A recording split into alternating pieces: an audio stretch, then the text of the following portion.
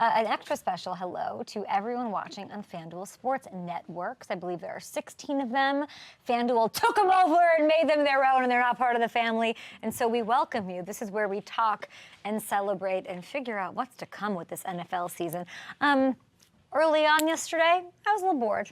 I'll be honest. We got Matthew Hamilton, who's also in the studio. Welcome to LA, my friend. I was a little bored. And then things always happens. Things went as they were supposed to go, and I was like, okay. Like I don't need these extra games. We have another extra. Like, let's figure out the playoff picture now. But then things got spicy. Rams and Bills. I kept saying it's going to be a great game. I was super excited about that one. And then, of course, last night. So we've got lots to talk about. Hammy will be sitting here. Gronk will be here in a little bit. Aqib Talib, former teammate, former foe also of one Robert Gronkowski, will be on the program. The Chiefs did it again last night. Do they make their own luck? That's for you to decide. They pulled through in the final couple seconds. They doinked their way to 12-1, 10-0 in one possession games this season. They pick up a 9th straight AFC West title. Love it. Here we go. The doink. A doink that goes in. As a Bears fan, this is upsetting to watch.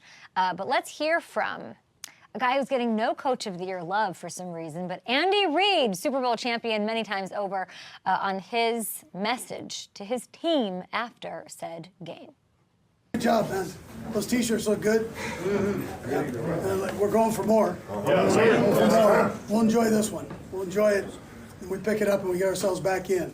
We finish this thing the way we know we can finish it, right? That's what we do. Hey, right. Next time a little right.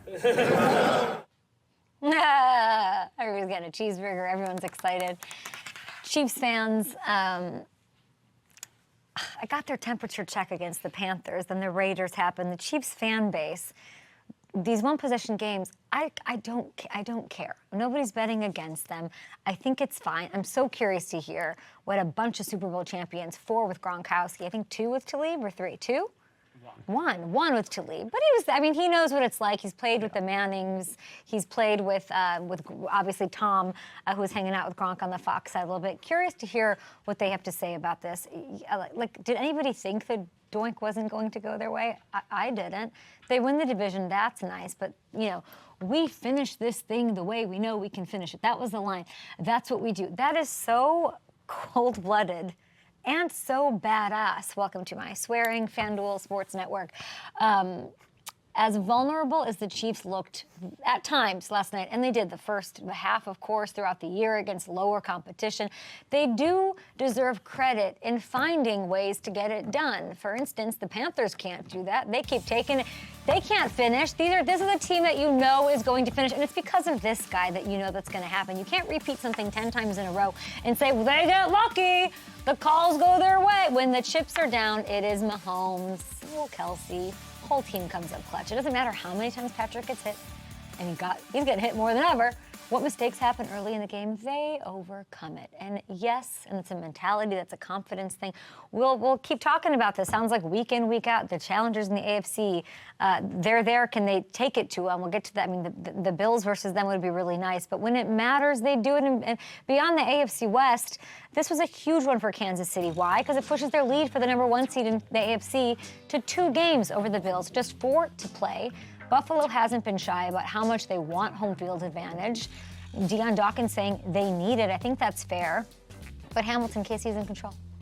They are in total control right now, and with 4 games played, that would mean the Chiefs would have to go 2-2 the rest of the way. The Bills would have to go 4-0 to get that 1 seed from them.